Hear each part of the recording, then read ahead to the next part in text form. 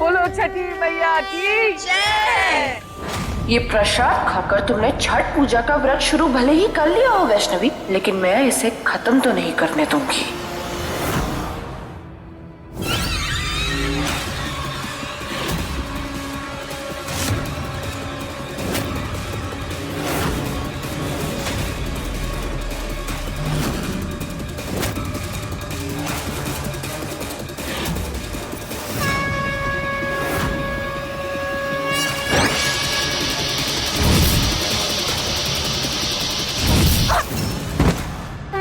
मैया आप हमें आपके आशीर्वाद वाली लौकी दे दीजिए, वो ले जाकर हम दीदी को धरती पे दे देंगे। आपके आशीर्वाद वाली किसी भी वस्तु पर टीना की कोई काली शक्ति हानि नहीं पहुंचा सकती।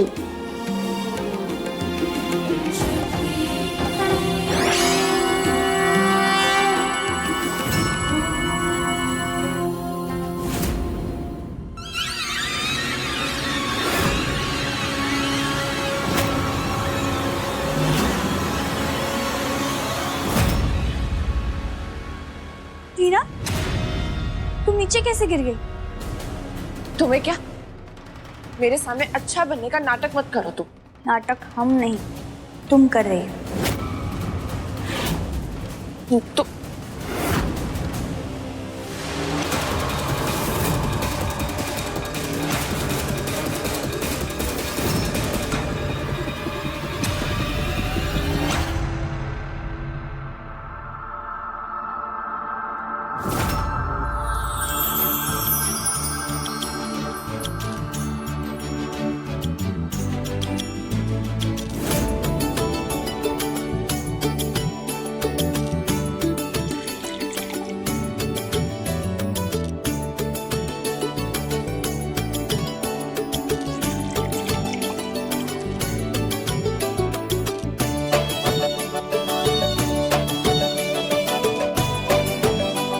अरे वाह, वैष्णवी बिटिया के हाथों से बना हुआ ये लौकी भात और कोई नहीं बना सकता। साक्षात अन्नपूर्णा का आशीर्वाद इसके हाथों में। ये तो हम भी मानते हैं पंडित जी, हमारी वैष्णवी सर्वगुण संपन्न है।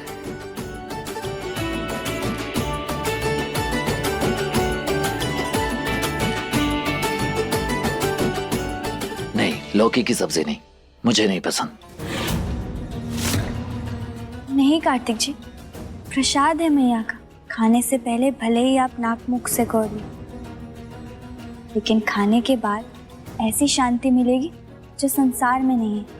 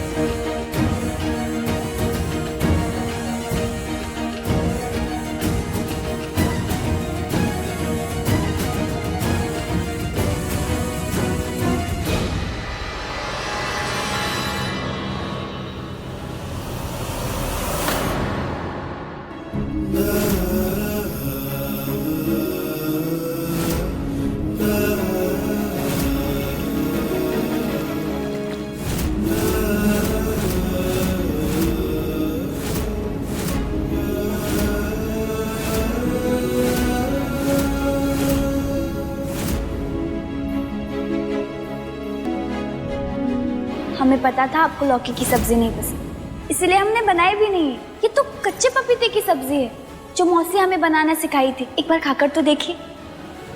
वैष्णवी, तुम ये सब्जी पहले बनाकर क्यों नहीं खिलाई मुझे? क्या कार्तिक जी, हमारे हाथ की लौकी की सब्जी?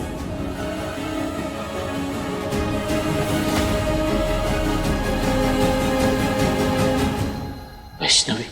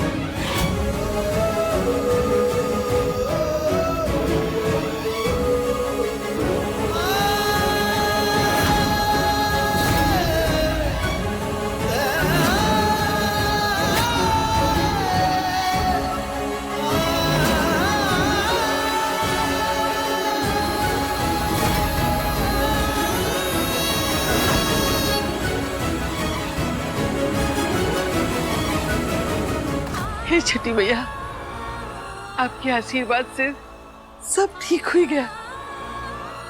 बस ऐसे ही आशीर्वाद बनाए रखना हमारे बच्चों पे सदा। इतना भी खुश होने की कोई जरूरत नहीं है वैष्णवी, क्योंकि अभी तक जो हुआ वो तो बस एक ट्रेलर था। आगे तुम्हारे साथ क्या क्या होने वाला है इसका तुम्हें बिल्कुल आइडिया नहीं है। हे छठी मैया, आपके आशीर्वाद से हमरे कार्तिक की याददाश्त वापस आई गई, सब अच्छा हो ही गया। आगे भी हमारे बच्चों पर ऐसे ही आशीर्वाद बनाए रखना माँ, और कुछ नहीं चाहिए। जय हो मैया की। जीवन का असली आनंद तो इस लौकी भात में ही है, जिसमें आपका आशीर्वाद और दीदी के हाथ का स्वाद है। तभी तो इसे ग्रैंड करते ही जीजू की स्मृति भी लौट आई। हम अकाराडी चिंतित हो रहे थे, अंत में सब ठीक हो ही गया। सब ठीक हो गया? हाँ मैया, जीजू की स्मृति लौट आने से अब तो दीदी उनके साथ ही आपका ये महापर्व मनाएंगी। उनके चेहरे की चमक तो देखिए, जीजू हर कदम पर उनका साथ देने के लिए उनके साथ खड़े हैं। यदि कार्तिक वैष्णवी का साथ देने के लिए वहाँ है, तो उनके मार्ग में आने वाली बाधा भी उसी स्थान पर उनके साथ निवास कर रही है शशा। और वैसे भी मनुष्य के जीवन में आने वाले संकट का कोई तय समय तो नहीं होता, इसीलिए उसे सदैव सतर्क रहना चाहिए।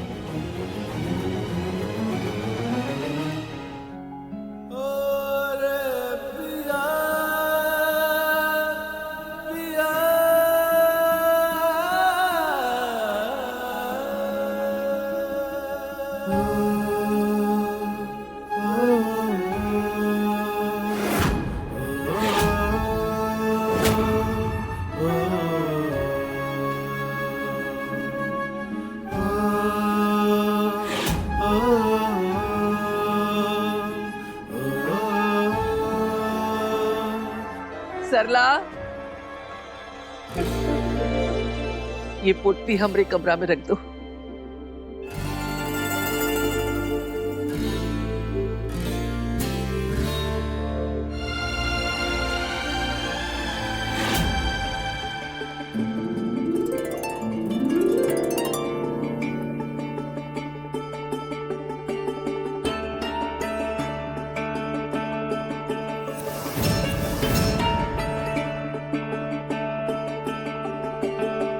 ये सारी तैयारी तुमने अकेले ही की है ना? पर अब अकेले करने की कोई जरूरत नहीं है। ये सिर्फ तुम्हारा ही नहीं, शादी के बाद मेरा भी पहला छठ पर्व है। इसलिए अब से हम दोनों साथ मिलकर एक कपल की तरह सारी तैयारियां करेंगे और इस व्रत को पूरा करेंगे।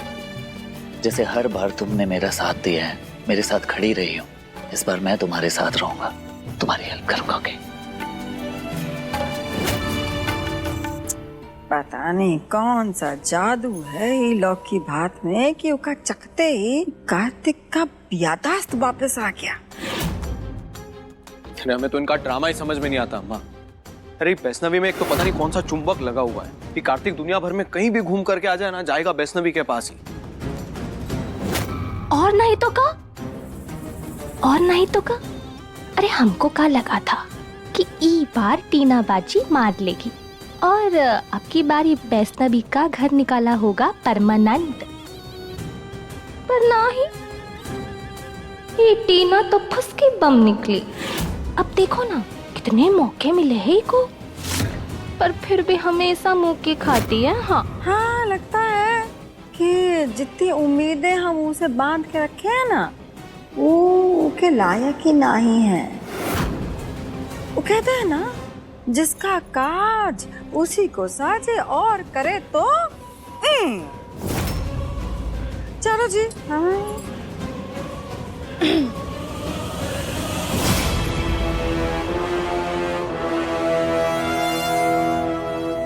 आज तो मैं भी देखती हूँ कैसे रखती है वैष्णवी क्रैट्स को अपने पास।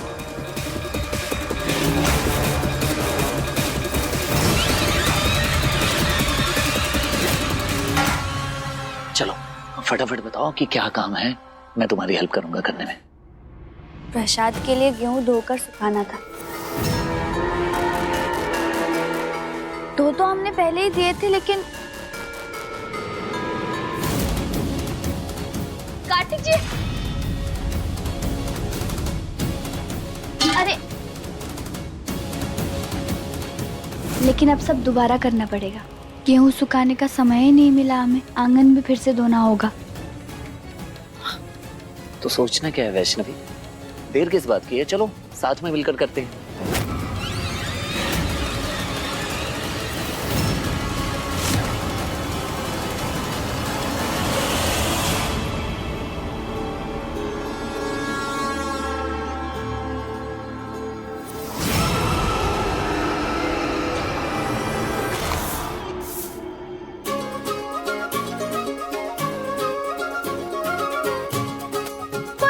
ना कार्तिक जी, मत कीजिए बच्चों की तरह खेलना। बच्चा हूँ, ओके ओके जी, नहीं, तो मैं बच्चा हूँ। नहीं कार्तिक जी,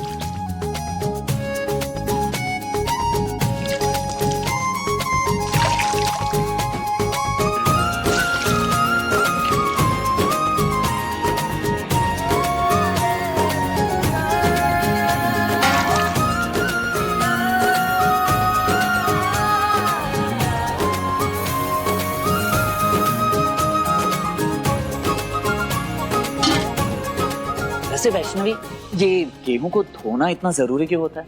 क्योंकि इसे छठ पूजा के प्रसाद का ठेकुआ बनना है। छठ पूजा पवित्रता और शुद्धि का पर्व है कार्तिक जी, इसलिए हर चीज को बहुत सफाई से उसकी सारी अशुद्धियां हटाकर इस्तेमाल किया जाता है। और धोने का एक अर्थ ये भी है कि बाहर की सारी सफाई करते हुए हम अपने मन के मैल और दुर्गंध भी साफ करने की कोशिश करते हैं। हमारे वातावरण के साथ ही हम भी स्वच्छ हों।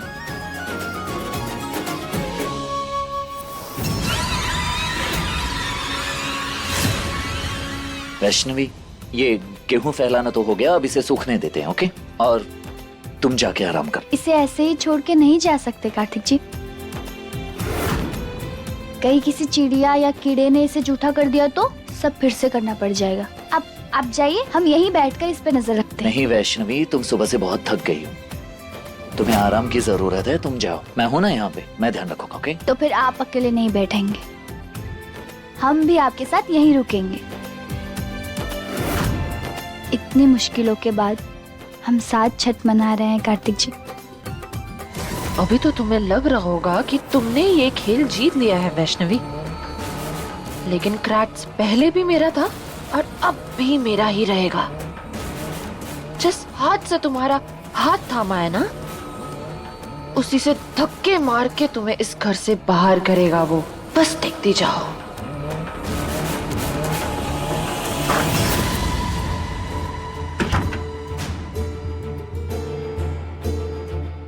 इसलिए अब से हम दोनों साथ मिलकर एक कपल की तरह सारी तैयारियां करेंगे और इस व्रत को पूरा करेंगे।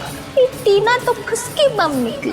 अब देखो ना, कितने मौके मिले हैं इनको, पर फिर भी हमेशा मुंह की खाती है। हाँ, जितनी उम्मीदें हम उसे बांध के रखे हैं ना, वो के लायक ही नहीं है। क्रैक्स की याददाश्त भले वापस आ गई हो, लेकिन खेल अभी खत्म नहीं हुआ है।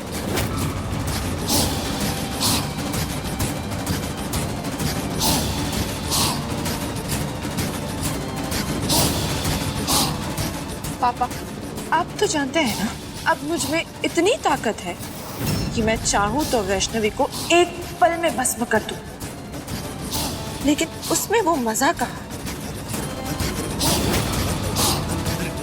और फिर मेरी रियलिटी सबके सामने आ गई तो भी प्रॉब्लम हो जाएगी। इसलिए अब मैं वो करूंगी जो मैंने आपसे सीखा,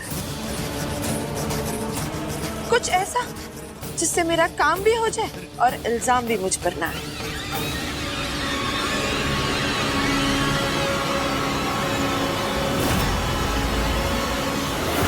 thank you so much uncle, ये सब आपने ही भिजवाया है ना? थैंक यू या। अरे दादा रे दादा, अरे कौन सा खजाना हाथ लग गया तुमरे?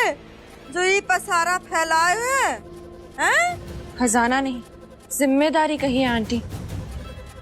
एक्चुअली पापा के फ्रेंड ये सब देके गए हैं। उन्होंने बताया कि पापा ने ये सब मेरे शादी में देने के लिए लिया था। मतलब ये सब वो तुमको चढ़ाने वाले थे? मुझे नहीं आंटी, मैं कहाँ ये सब पहनती हूँ। ये सब तो आपके लिए था।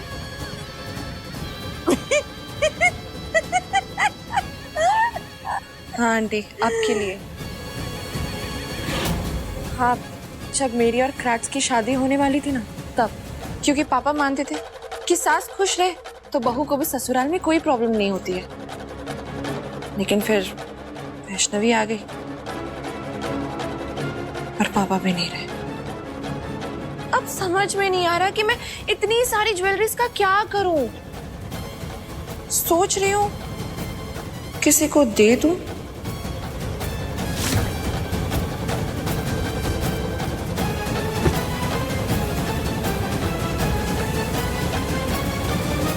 पर वो भी किसे? अपनों के नाम पर बस वैष्णवी बची है मेरी बहन, और उसे तो मैं इन गहनों के पास भी नहीं भटकने दूं। हम क्या तुम्हारे अपने नहीं है? ये घर का तुम्हारा अपना नहीं है? अरे तुम कब से हार मानने लग गई? वो भी वो वैष्णवी से। वैष्णवी से नहीं, पर उसके और क्रैट्स के बीच में जो प्यार है उससे तो हार माननी ही पड़ेगी ना आंटी। अब तो मुझे भी लगने लगा है कि उन दोनों का रिश्ता कोई नहीं तोड़ सकता। बहुत सुंदर पेंडेंट है ना? हाँ। आपको चाहिए ना सासू माँ?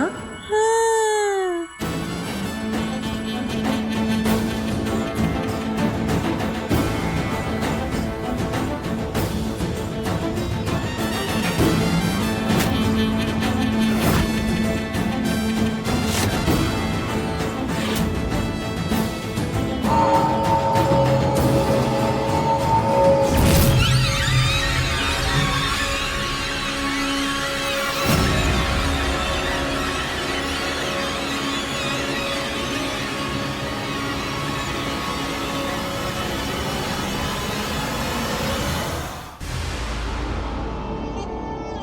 अब आप मेरे वश में हैं।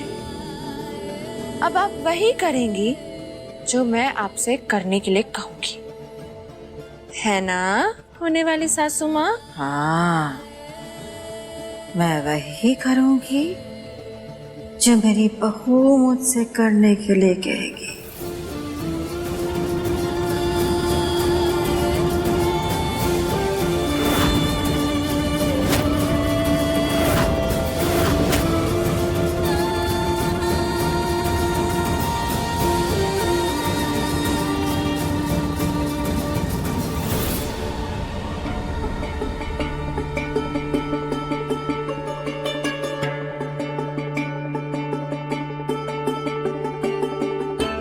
क्या कर रहे हैं आप कार्तिक जी? अपनी बीवी का हाथ पकड़ रहा हूं। कार्तिक जी, हमें देखने के लिए सारी जिंदगी पड़ी है। फिलहाल के लिए गेहूं को देख लीजिए। मोहतरमा, एक्चुअली बात ये है ना कि जब आप हमारे सामने होती है तो मुझे किसी और चीज को देखने की इच्छा ही नहीं होती। मैया, कुछ देर पहले तक हम बिल्कुल हार गए थे, लेकिन आपकी लीला अपरंपार है। पल भर में हर मुश्किल दूर करती हमरी। अब हमारा जीवन कार्तिक जी के साथ ऐसे ही खुशहाल बीते, बस यही प्रार्थना है मैया।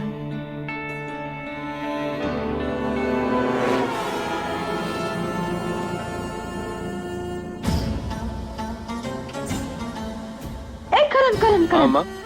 सुनना, पूजा के लिए कुछ सामान रह गया है, तू जाके ले आना। इसमें लिख दिया है हमने। अरे अम्मा, हमारा जाना जरूरी है। जी नौकर को भेज दीजिए ना। अम्मा तो सारे नौकर चाकरों को अपने ही कामों में फंसाए पड़ी हैं। अब हम जो है अपनी अम्मा के लिए काम नहीं करेगा इतना सा। लाइए।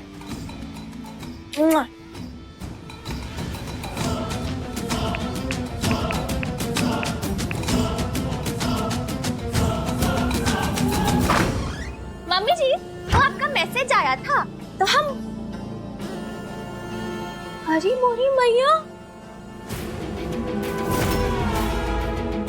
मम्मी जी, ये सब आपके कहने हैं? हाँ, हमरे हैं और हमरे बाद तुमरे। हाँ? और नहीं तो का, वो वैष्णवी का तो हम एक नाक का कांटा तक छूने ना ही देंगे। हाँ, हम सोच रहे हैं आज छठ, तो ये गहना हम तुमको दे देते हैं गिफ्ट।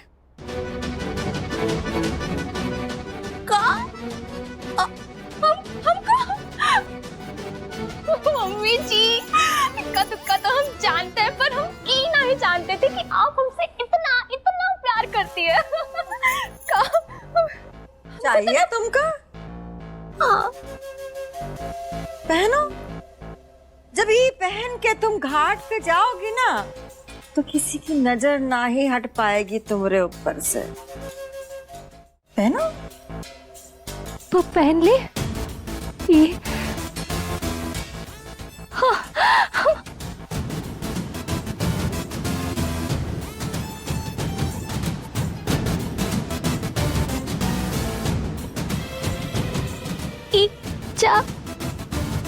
चल नहीं रहा है। मम्मी जी, हमको थोड़ी हेल्प कर देंगी आप प्लीज?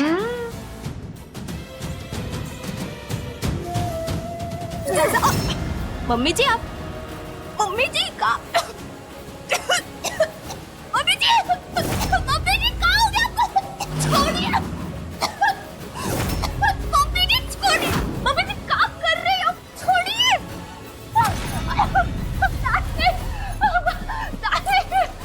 मैया, आज ये गंगा विपरीत दिशा में कैसे बह रही है? टीना ने तो दीदी के शत्रु में ही फूट डलवा दी। इससे भला टीना का क्या लाभ? उल्टा इससे तो उन्हें ही आनी होगी। फिर ये करने का औचित्य क्या है मैया? जब बुराई अपनी सारी सीमाएं पार कर जाती है, तो वो इन सभी विचारों से परे हो जाती है। अपने उद्देश्य प्राप्ति के लिए वो कुछ भी कर सकती है। अपने मित्रों को हानि पहुंचाने के पूर्व भी नहीं सोचती।